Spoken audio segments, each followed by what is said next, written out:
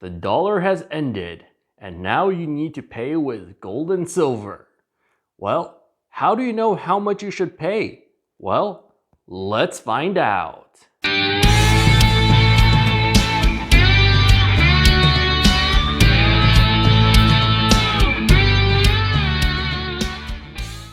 Imagine now that the dollar has ended and you need to buy your daily bread in either gold or silver. One of the skills that you will need to learn is how to measure gold and silver. And this is typically done by its weight. Now, there's some gold and silver that is easier to measure. For example, if you take this bullion piece, this silver eagle, they will know that it is 1 ounce of silver. It's relatively easy to calculate. But not everything is so easy. You also have fractional gold, fractional silver, and today I'll show you how you can calculate the fine weight, so the fine percentage of gold or silver in fractional and other coins. So first of all, let's take a fractional coin. This is a fractional gold piece. It is a 20 Swiss franc coin that was part of the Latin Monetary Union. All Latin Monetary Union coins are 90% gold, and they have the same weight. So it doesn't just apply to this fractional gold coin. It also applies to, I believe, the Belgian franc, the French franc, the Austrian, I believe it's a ducat, and some Spanish coins of the era. Now this method, because it works for 90% gold, can also be applied to American $2.5 Indians, which are also 90% gold. So what do you have to do first? Well, first you need a scale. To put it in some funny historical stories about the scale, during the Californian gold rush, people carried scales with them, and they actually paid with powdered gold. Obviously, we have better technology. We can have an electronic scale that runs off simple batteries, and potentially even after the fall of the dollar, we'll still have electronic scales that run on batteries. So let's see, how much does this coin weigh? Well, it's 6.4 grams. Should be around 6.5. That should be the rough weight of it. Let's see how much does this one weigh? 6.46. So these coins are roughly 6.5 grams. That's the official weight. They usually vary between 0.1 gram plus or minus of the 6.45. So how would you calculate 90% gold from 6.45, let's say, the average between the two? So you write 6.45 and you can times it by 0.9, right?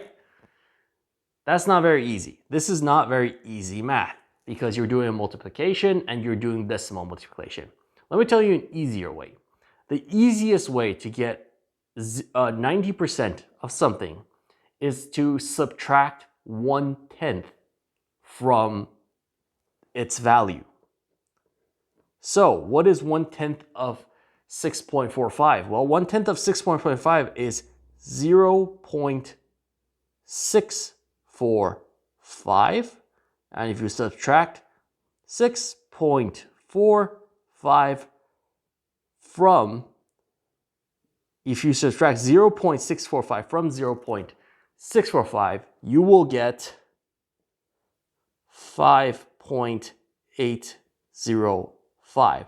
How do I get that? Well, as you can see, I can divide this part and add an extra 0 here. So this is like 50 minus 45. So I'll have 0.5 here, and I have 4 here. And I know that this will go down by 1, so let's already remove 1 from here, right? So 14 was 14 minus 6, it's 8, and this is 5. So that's how I get 5.805. It's quite straightforward. Now, this value, you can just remember it for all 90% Latin Monetary Union coins. They should give this is the weightage for all those coins. Now, there's another type of coin that's a bit more of a pain to calculate. It is actually the sovereign. So I have this other coin here. The sovereign is much more difficult to calculate because it is 8 grams, as you can see, but it's 22 carats. So it's 0.913 percentage of gold in it. And so 0.913, you're not going to have you can't just subtract 1/10 from the weight. It's better for these coins that you just remember its weight. So a British sovereign, since the beginning of time that they've made it, has 7.32 grams of gold in it. So for some coins, you might have to just remember the weightage instead of trying to do the mental math. Of course, if you have a calculator, you can just multiply you can multiply the final weight against the percentage or the carat. Now, if you have coins that tell you in carats, like that are 22 carats, what you need to do to get the fine weight with 22 carats, and it applies to this coin, and it's better if you have a calculator, is to multiply the final weight. So here I had 8 grams, right? 8.0 times 22 divided by 24. And this should equal 7.3 with some odd numbers here. Do I think that this is an easy calculation? No, it's not going to be easy for you to calculate that. But this calculation, you can just remember the result. That's because there's not so many different sovereign coins. They don't weigh differently, they weigh the same. And finally, you have the easy bullion coins. If you have a 1 ounce silver eagle, you know that an ounce is 31.1 grams. And usually it's a little bit above because they adjust for a little bit of potential error in the coin. So usually it's 31 grams, 31.1, 31.2 grams. Bars of a certain ounceage also have its weight in pure ounces. Those are quite easy to calculate. Gold ounces too.